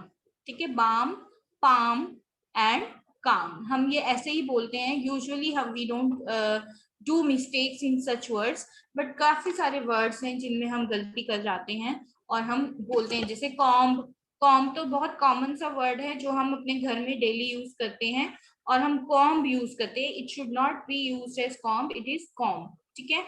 Climb, I am climbing the tree. Climbing नहीं, you are climbing the tree. ठीक है. So such kind of words जो डेली यूज के वर्ड्स होते हैं, you should try to speak them correctly. Next is N. N is silent in the word final spelling sequence M and N. ठीक है. जब final spelling sequence M and न आते हैं और स्पेशली लास्ट में न आता है तो वो साइलेंट होता है. ठीक है. जैसे column, condemn and solemn. P is silent in the word initial spelling sequence. Initial spelling sequence कैसी हुई, जैसे जब इनिशियल में P आता है तो ज्यादातर, not most of the times but mostly silent होता है. जैसे निमोनिया, न्यूमैटिक, साम, psychology and pseudonym. So P is silent in the initial position और स्पेशली जब वो P जो है N के साथ आएगा या फिर एस के साथ आएगा. ठीक है. अब पार्क अगर आप बोलेंगे तो आंख थोड़ी बोलेंगे उसको, बिकॉज वो ए के साथ आया हुआ है वहां पे. ठीक है. So P silent in the word initial spelling sequence. जब पहले आए, अब देखो ये पीछे नहीं है, कुछ जो है वो फाइनल स्पेलिंग सीक्वेंस में आते हैं. तो you have to keep this thing in mind कि फाइनल स्पेलिंग सीक्वेंस और इनिशियल स्पेलिंग सीक्वेंस क्या होती है. इनिशियली अगर पी एन आएंगे और पी एस आएंगे तो वो पी नहीं बोला जाएगा. अगर फाइनल पोजीशन में आएंगे तो definitely we can speak it. ठीक है. सो फॉर यहाँ पे जैसे पी साइलेंट है, निमोनिया, न्यूमैटिक. ठीक है. यहाँ पे साम और psychology and here we can use pseudonym. P is also silent in the final spelling sequence PT. ठीक है. और अगर फाइनल स्पेलिंग सीक्वेंस में P जो है वो T के साथ आता है तब भी वो साइलेंट होता है. जैसे अनकैम्प्ड. ठीक है. तो अनकैम्प्ड आ जाएगा. अनकैम्प्ड, P, म और प हम इकट्ठे नहीं बोलते हैं, तो it will be unkempt. T is silent when it occurs between S and L. ठीक है. S और ल के बीच में जब T आता है तो वो साइलेंट होता है. यानी कि अगर T से पहले S लगा हुआ है और बाद में L लगा हुआ है और इन दोनों के बीच में T है तो हम नहीं बोलते. जैसे अगर STL वाले स्पेलिंग होंगे. ठीक है. जैसे कि यहाँ पे ये है TLE. ठीक है. तो ये नहीं बोलेंगे हम STL. Castle, will speak it castle. Wrestle. ठीक है. यहाँ पे टी नहीं बोला जाएगा. बसल, तो यहाँ पे T we won't speak. Wrestle, we won't speak wrestle. ठीक है. देन लिस्टन नहीं बोलेंगे, we'll speak it listen. T जो है वो साइलेंट रहेगा. फासन, फास्टन नहीं होता, इट इज फासन. ठीक है. तो एस और एस के बाद अगर टी आता है और अगर एल एस के इससे पहले ई होता है. ठीक है. टी से बाद में ई होता है. Even then we won't speak. जैसे listen, fasten and glisten. I hope it is clear to you. W is silent in the final position. ठीक है. W जो है वो यूजुअली अगर फाइनल पोजिशन में होता है तो वो साइलेंट होता है. In the initial spelling sequence WR, और अगर इनिशियल स्पेलिंग सीक्वेंस WR होते हैं तब भी. sometimes in initial spelling sequence WH example. ठीक है. तो WH अगर इनिशियल में है तब भी. अब देखो जैसे यहाँ पे 100, तो यहाँ पे हम 100 ओ पे खत्म कर देंगे. ठीक है. रो, क्लो, तो W नहीं बोला जाएगा. लो, यहाँ पे W नहीं बोलेंगे. Snow, we won't speak W. ठीक है. वो साउंड होती है वैसे इसकी. We won't speak show. Okay. अब इनिशियल पोजीशन में WR है तो हम W को नहीं बोलेंगे. We'll speak it write. ठीक है. We'll speak it wrest. We'll speak it wrist. We'll speak it wreck. We'll speak it wrap. ठीक है. अब इनिशियल पोजीशन में WH है तो हाँ, हालांकि ऐसा नहीं है कि हमेशा नहीं बोला जाएगा, क्योंकि व्हाट में व बोला जा रहा है, वेयर में व बोला जा रहा है, लेकिन कुछ स्पेलिंग सीक्वेंस में नहीं बोला जाता है. जैसे हु. ठीक है. ह से स्टार्ट करें हम. होल, हो, ह से स्टार्ट करें. Whose and who. So let us sum up. In this unit, we gave you practice in reading and understanding, making inferences, expressing personal opinion, listening to people's personal experience and understanding them, using the apostrophe, writing a descriptive passage, practicing silent letters. ठीक है, silent letters को हमने इनमें practice किया. So you can practice this.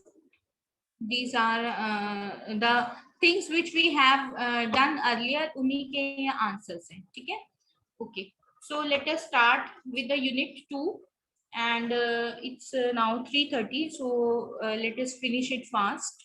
Sorry, 2:30. So let us finish it fast. Describing daily events. ठीक है? Daily events को हम कैसे डिस्क्राइब करते हैं? ऑब्जेक्टिव क्या है? That you should maintain discipline in your daily life, you should stick to the time and time schedule, and you should manage your time effectively. So as a warm-up exercise, this word goes on with the help of people who do what their jobs demand of them. They manage their time effectively and with consistency and regularity go about their work. मतलब natural सी बात है कि हमारा world इसीलिए successful है क्योंकि बहुत सारे लोग जो हैं वो अपना टाइम पे काम खत्म करते हैं, टाइम पे काम शुरू करते हैं, टाइम पे काम खत्म करते हैं. अगर वो ऐसा नहीं करेंगे तो our world will be a mess. ठीक है, जैसे न्यूज़पेपर डिलीवरी बॉय है, वो मॉर्निंग में न्यूज़पेपर देके जाता है, पोस्टमैन है टाइम पे चिट्ठी देके जाता है, योर टीचर जो है वो टाइम पे आपको पढ़ाती है, butcher in the market and anything. So you can write a paragraph about your daily life. The pictures given below are of people engaged in different activities. जैसे ये बच्चे जो हैं वो they are studying, some of them are doing yoga, some of them are in library, some of them are playing, some of them are at office, some of them are at RC, and कुछ सो भी रहे हैं, they are resting. So which of these activities do you do? क्या करते हैं आप? You can write over here. Every day आप क्या करते हैं? योगा करते हैं. Sometimes क्या करते हैं? Occasionally आप क्या करते हैं? Rarely, मतलब जो साल में आप एक ही बार करते हैं. Never, जो आप कभी नहीं करते हैं. So let us read the passage. Read the passage and answer the questions below. Early to bed and early to rise makes Jack healthy, wealthy and wise. ये एक बहुत पुरानी कहावत है कि भाई अगर आप जल्दी सोते हैं, जल्दी उठते हैं, तो आप हेल्दी भी होते हैं, वेल्दी भी होते हैं और वाइज, समझदार भी हो जाते हैं. So my life revolves around this concept, and I woke up around 6 o'clock in the morning, switch off the alarm clock and spring out of the bed. तो वो बोलते हैं कि मेरी लाइफ जो है वो इसी सेइंग के इर्द गिर्द घूमती है, इसलिए मैं 6 बजे सुबह उठ जाता हूँ, अलार्म बंद कर देता हूँ, बेड से उठ जाता हूँ. After drinking a nice hot cup of tea and preparing my lunch, I set out to face what the day has in store for me. और उसके बाद अपनी लंच प्रिपेयर करने के बाद, टी लेने के बाद, मैं ये देखता हूँ कि आज के दिन में लाइफ मेरे लिए क्या लेकर आई है. आई एम अ फ्लोरिस्ट. फ्लोरिस्ट होते हैं जो फ्लावर्स बेचते हैं, by profession, and am self employed. Right in the middle of the hustle bustle of metropolis, I own a little shop which stocks flowers called Flourish Fauna. ठीक है, तो इसकी छोटी सी एक शॉप है, फ्लोरिस्ट है. फ्लरिश फोना जो है इसकी शॉप का नाम है. At around 7:30, I go to suburbs to buy beautiful fresh flowers at cheap rates. ठीक है, तो 7:30 पे लगभग चीप रेट पे फ्लावर्स खरीदने के लिए जाते हैं. So as to get more variety there at reasonable rates. As soon as I reach the city, it is no longer as I had left it. और क्योंकि अर्ली मॉर्निंग में तो कोई रश नहीं होता, कुछ नहीं होता, तो बोलते हैं कि जैसे जैसे मैं वापस आता हूँ तो सिटी जो है वो बिल्कुल डिफरेंट हो जाती है. It is bustling with activity. अब चाहे सारी जो है शॉप्स खुल चुकी होती हैं, बसलिंग होती है, लोग अपने अपने काम पे जा रहे होते हैं. At my shop my assistants Hamid and Abdul help me open and decorate with the beautiful flowers procured by me. और जो हमीद और अब्दुल हैं वो सुंदर फ्लावर्स जो है उसको उनको आगे आगे लगाते हैं, मतलब वो पूरी शॉप को डेकोरेट कर देते हैं. as the arm of the clock strikes 9. ठीक है, और जब 9 बजते हैं, the shutters of my shop open with customers pouring in from all over the city. तो अब कस्टमर्स के लिए 9 बजे दुकान खुल जाती है. Women buying flowers to decorate their houses with the colorful blooms और women जो है अपने घर को सुंदर बनाने के लिए, students wanting to gift their teachers, कुछ students अपने टीचर्स को फ्लावर्स देते हैं, और fellow shopkeepers drop in to have a little chat और buy something for their girlfriends, और कुछ आसपास के दुकानदार जो हैं वो बातचीत करने के लिए भी आ जाते हैं, कुछ अपने गर्लफ्रेंड्स के लिए फ्लावर्स लेने आते हैं, वाइफ्स के लिए, मदर्स के लिए फ्लावर्स लेने आते हैं. But the first two enter every alternate day is Mrs. Boss, the grandmother of a little boy in my neighborhood. लेकिन सबसे एवरी ऑल्टरनेट डे मतलब जैसे आज मंडे है तो वो वेंसडे को और फिर फ्राइडे को, इस तरह से वो अपनी उसकी शॉप में आते हैं. और अब उनका एक मतलब she is a grandmother and she has a little boy called Sumit who always buy white roses with firms. ठीक है, तो वो व्हाइट रोजेस जो हैं वो लेने आते हैं. Lunch for me begins at around 2:30 और 3 डिपेंडिंग अपॉन द कस्टमर्स. फिर लंच जो है वो 2:30 से 3 बजे के बीच में होता है. अगर कस्टमर्स होते हैं तो 3 o'clock, अगर वो नहीं होते तो 2:30. Joseph my friend who works in the shop next to mine selling electrical fittings joins me for lunch. और जोसेफ जो उसका फ्रेंड है वो इकट्ठे लंच करते हैं. Since the number of customers reduces in the afternoon due to overhead blazing sun, we have a nice chat as well. और क्योंकि कस्टमर्स इतने ज्यादा होते नहीं है आफ्टरनून में, सन बहुत तेज होता है, तो वो उनके पास पूरा टाइम होता है बातें मारने का. I close my shop at around 8:30 in the evening. 8:30 में वो बंद कर देती है अपनी shop. After closing the shutters and bidding my assistants goodbye, assistants को भी goodbye बोल देती है. I reach home in an hour's time. I prepare my dinner which is usually the lightest meal of my day. फिर 1 घंटे में अपने घर पहुंच के बिल्कुल लाइट सा डिनर बनाती है. After watching the 10 o'clock news, I switch off the TV to retire for the night. और 10 बजे टीवी देख के फिर वो सोने चली जाती है. Although my day begins early and I wind up late, I love my work and I want to keep on expanding my business. हालांकि उसका दिन बहुत जल्दी शुरू हो जाता है और बहुत लेट खत्म होता है, लेकिन फिर भी उसको अपना काम बहुत पसंद है. डिस्पाइट माई मुंडेन रूटीन, मुंडेन होता है मोनोटनस, ठीक है, मतलब जिसमें कोई बहुत ज्यादा सरप्राइजेस नहीं होते. वही दुकान खोली, लोग आए, फ्लावर्स दिए, और मतलब वो बोलती है बोरिंग सी रूटीन है. But I am thankful to God for giving me the gift called life. फिर भी मैं बहुत खुश हूँ कि भगवान ने मुझे लाइफ दी है. आई बिलीव इन पंक्चुअलिटी, मुझे पंक्चुअलिटी में, रेगुलरिटी में बहुत विश्वास है. Along with this, I also believe in honesty and sincerity. इसके अलावा मुझे honesty में और sincerity में भी बहुत विश्वास है. And I am successful. वो अपने आप को successful भी बोलती है. Above all, I love being surrounded by nature in all its colors and contours. ठीक है, तो बेसिकली शी इज सेइंग कि मुझे कलर्स जो है लाइफ के जो भी मेरे रास्ते में आते हैं, आई इंजॉय देम. तो she is a very very charming lady. She has a very normal routine, but वो उसी रूटीन में बहुत खुश है. ठीक है, सो let us answer the questions. What kind of work does the author do?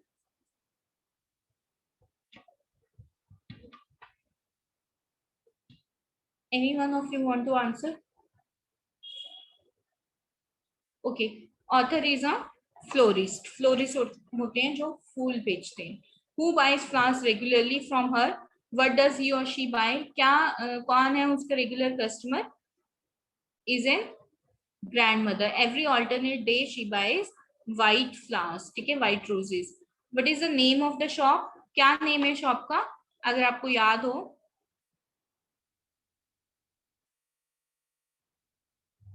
Flourish Fauna. Okay. Okay, what makes you think that the author is a social person? Social person क्यों है? Because she loves to chat with the people. ठीक है, उसके साथ का जो person है Joseph, वो आते हैं और अच्छे से बैठ के they chat with each other. So how does the writer relax once she gets home? She prepares a light dinner and she watches 10 o'clock news and then retires for the bed. Why does the writer go to suburbs to buy the flowers? क्यों जाती है वो वहां पे flowers लेने के लिए? So that she can get the flowers at the reasonable rate. So what is the author's philosophy of life? she is very happy and contented with the life. Though she has a very boring routine, yet she enjoys that she has a life and she loves to talk to people, and that's why she believes in positivity. So what is her ambition? She wants to expand her business. वो उसको अपना business जो है वो expand करना है. Okay, these are her time and the activities. ठीक है. 6 a.m. she wakes up. 7:30 she goes to suburb. ठीक है. Shop opens at 9 o'clock. 2:30 she has her lunch. Almost 7:30 she closes shop. After an hour, means 8:30 she reaches home, and at 10 p.m. She retires for the bed. So let us do find words in the passage whose meanings have been given below. Okay, this you can do.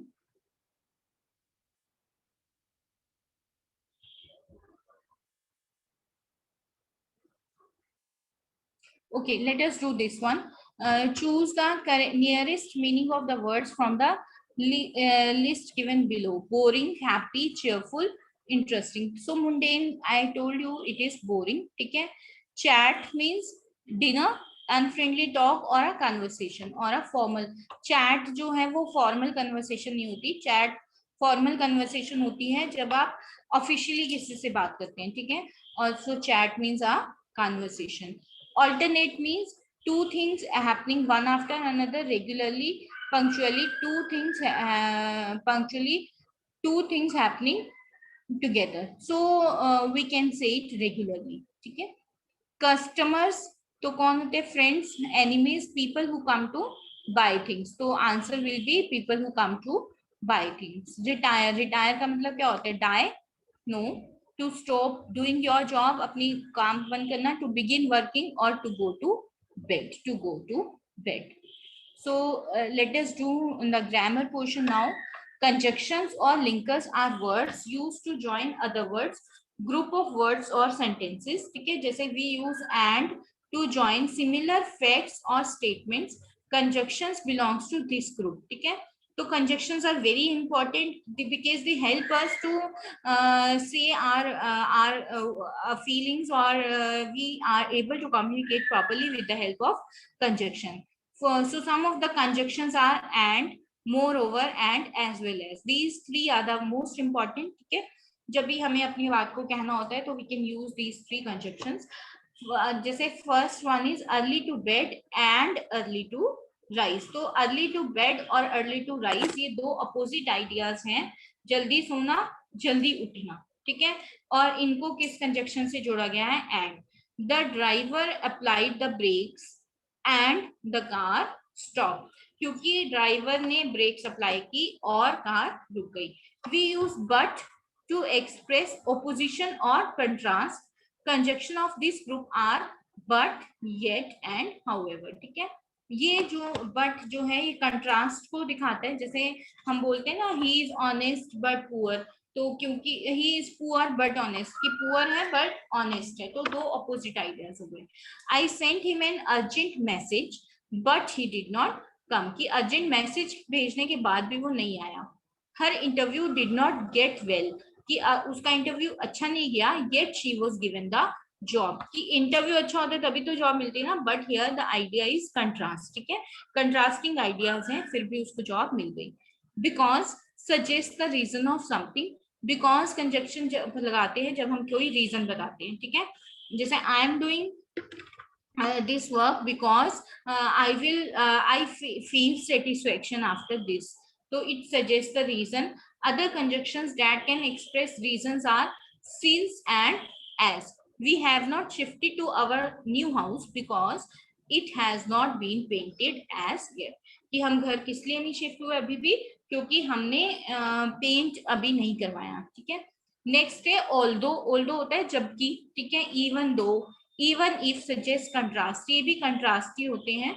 although my day begins early, I wind up late. कि अब early है, early start हुआ है तो वैसे तो early करना चाहिए ना, लेकिन हालांकि मेरा दिन सुबह जल्दी स्टार्ट होता है बट रात को जल्दी खत्म नहीं होता, लेट खत्म होता है. ठीक है. तो although my day begins early, I wind up late. We won't support him even though he is a dear friend. ठीक है, even though, हालांकि जबकि वो हमारा बहुत अच्छा फ्रेंड है, बट फिर भी हम सपोर्ट नहीं करेंगे क्योंकि गलत को सपोर्ट नहीं किया जाता.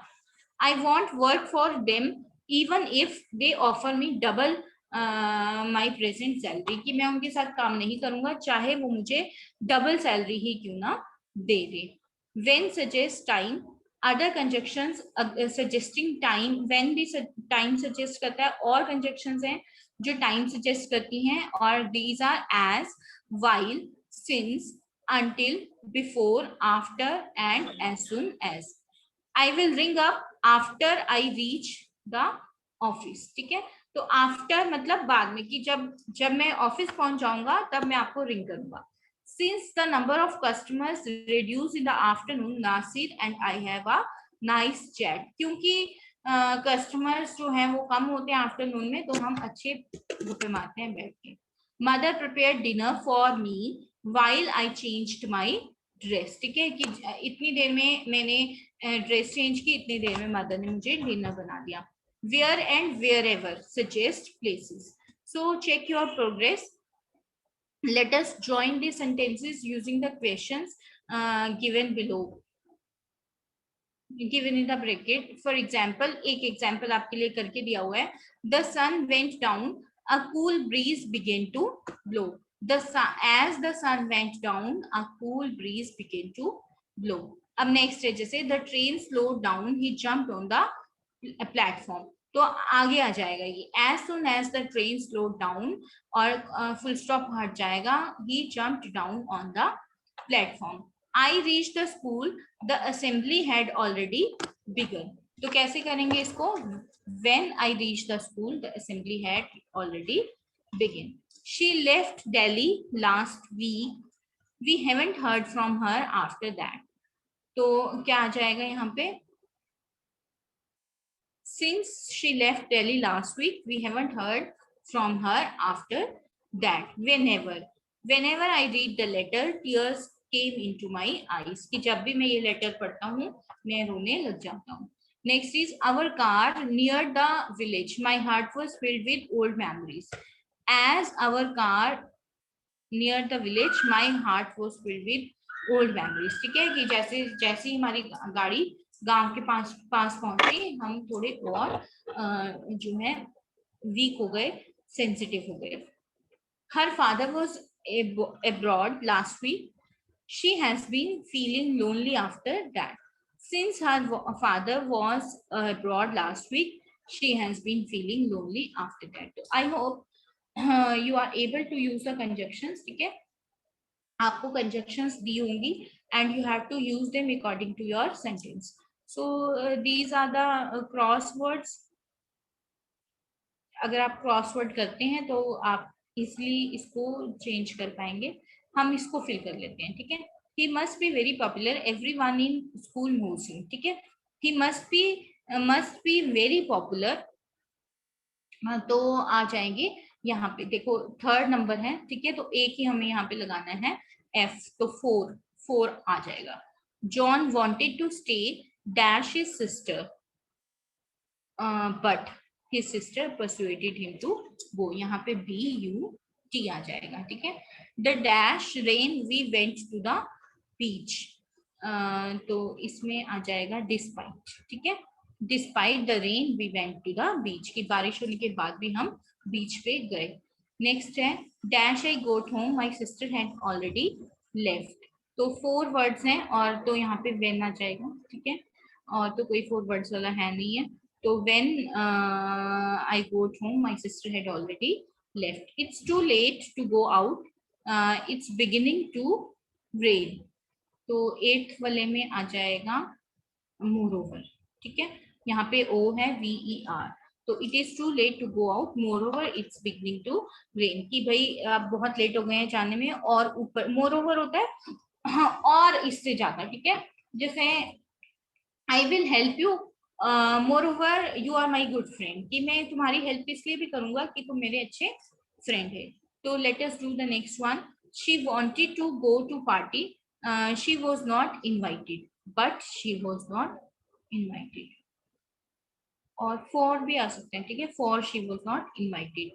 Next is dash it was cold, he went out without a sweater. However भी आ सकते हैं इसमें, लेकिन हम लेते सी 2 नंबर पे क्या है, ठीक है, ये moreover आ जाएगा इसमें, although, ठीक है, although will be the best. Although it was cold, he went out without a sweater. We can't buy it since we do not have enough money. तो रीजन बता दिया, क्योंकि हमारे पास इसके लिए पैसे नहीं है. John had to go to the doctor, और इसके लिए आ जाएगा because he was not feeling well, but he was not, because, ठीक है. So choose the correct option and fill in the blanks. Let us do it. इससे आप practice से आपको इजीली चीजें जो है वो क्लियर हो जाएंगी. Don't go out dash you have finished your work until, ठीक है, कि जब तक आप अपना काम नहीं पूरा कर लेंगे आपको बाहर नहीं जाना है. Make sure you close all the windows dash it starts to rain before it starts to rain, कि बारिश आने से पहले सारी विंडोज आप बंद कर दें. I think I know dash he left the job. I think I know why he left the job. Dash I had known how much I would disappoint him. I wouldn't have done it. If I had known how much I would disappoint him, कि अगर मुझे पता होता कि मैं इसको इतना disappoint कर दूंगा तो मैं ऐसा कभी नहीं करता. Dash he saw me get into the house. Thief rushed out through the window. As soon as he saw me get into the house, thief rushed out. कि जैसे ही उसने मुझे देखा चोर भाग गया. It is usually quite simple to cross the border between the USA and Canada. Dash these two countries have friendly relations because, क्योंकि अच्छी relations है तो आप अमेरिका और कनाडा में बॉर्डर जो है वो इजीली क्रॉस कर सकते हैं. Even by car you can cross, ठीक है. So rewrite these sentences beginning with the word shown against the first is done for you. The reason why he applied for a job abroad was to earn more money. So that he could earn more money, he applied for a job abroad. So you can do it. Let us speaking, interviewing, ठीक है.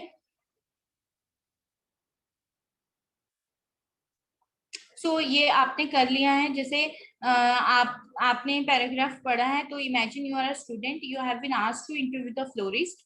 आपको florist का interview लेना है. You read about for your college magazine. आपको अपनी magazine के लिए make a list of about 6 question that you would like to ask her.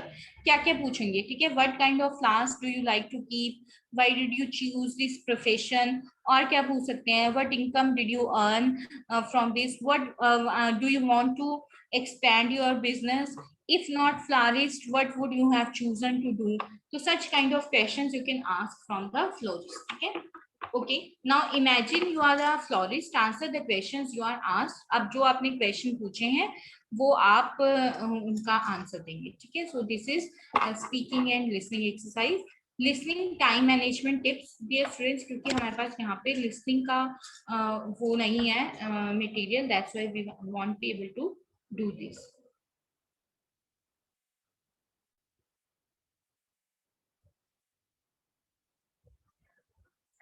So let us do this. Writing about myself and others, ठीक है. What sort of person are you? Tell us about yourself. तो आप इस तरह से जब अपने बारे में बताते हैं तो ऐसे स्टार्ट कर सकते हैं. I enjoy reading and या फिर I like to play cricket. My favorite singer musician is A.R. Rahman, or whosoever it is. The song I love. तो जब भी आप अपने बारे में बताएंगे तो you can use these expressions and you can tell about yourself, ठीक है. Now you have that, क्योंकि ये exercise है, you have to do it. So I request you कि क्लास खत्म होने के बाद आपको जब भी टाइम मिले, so let us do this exercise. So आप अपने आप को imagine करके you will write about yourself. Think about the lives of people mentioned below and discuss daily routines, ठीक है. जैसे सेल्समैन की क्या होती है डेली रूटीन, और मदर की क्या होती है, और पॉलिटिशियन की क्या होती है, ठीक है. So these are some of the daily routines. Okay, so let us do pronunciation. These are the 10 most friendly asked interview questions that you can expect. ठीक है, जैसे ये वाले आप पूछ सकते हैं question, what can you tell me about yourself, can you list your strength, what weaknesses do you have, why should I consider hiring you, where do you see yourself, what do you want. So these are the questions you can ask while taking a interview. So let us sum up. So these are the answers, ठीक है, जो हमने किए हैं. आप यहाँ से अपने अपने आंसर्स को चेक कर सकते हैं, यहाँ से अपनी प्रोग्रेस को चेक कर सकते हैं. You can do it on your own. ये हमने नहीं किया था एक क्रॉस, ठीक है, you can do it on your own. So I hope this is clear to you. Yes, ma'am.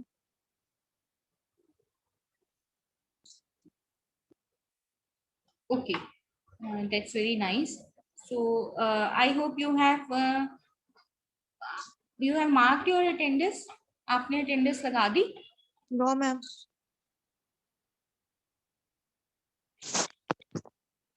Okay, there are many messages in the chat box. ये जो आपने जितने भी messages दिए ना, ये these all have been recorded.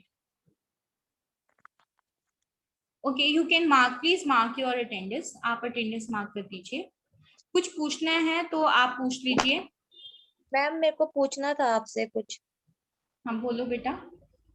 Ma'am जैसे अभी बुक्स लेनी है हमने, एक ही वो सब्जेक्ट एक इंग्लिश का, बाकी हिंदी और हिस्ट्री है. तो मैम ये कौन सी बुक है?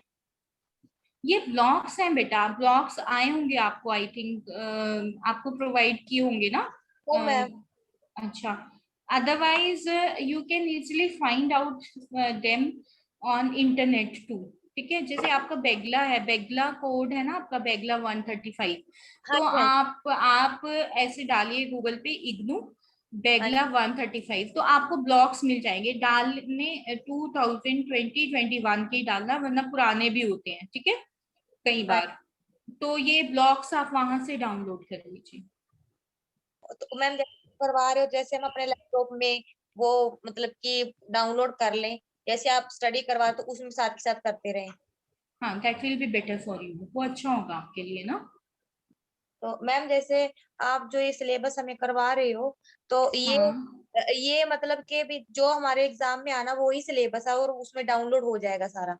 हाँ, ये वही सिलेबस है आपके जो एग्जाम में आना है ना. वी हैव 4 ब्लॉक्स इन बेगला 135. ब्लॉक 1 हमने कल किया था, ब्लॉक 2 हमने आज किया है, ब्लॉक 3 हम कल करेंगे इसी टाइम पे. 1 से 3 बजे आपकी कल 5th क्लास है, ठीक है. तो 3 क्लासेस है मेरी. आई विल ट्राई कि एक बार आपको ब्लॉक 3 और 4 दोनों का मैं आपको एक बार समझा दूं, ठीक है. ठीक है मैम.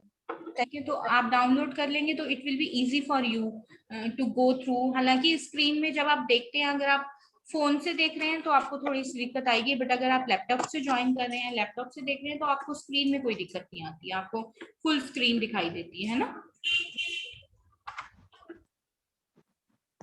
तो मैम स्टडी मटेरियल कब तक आएगा हमारा, जैसे जो बुक्स वगैरह आती हैं online college? That you need to ask to the coordinator. जो आपके कोऑर्डिनेटर है ना, दे विल टेल यू. और आपके असाइनमेंट्स वगैरह की अगर डेट आ गई है तो वो मेरे ख्याल से असाइनमेंट से पहले आपको आ जाता है. आई am not sure about this. तो ओके मैम, बाय.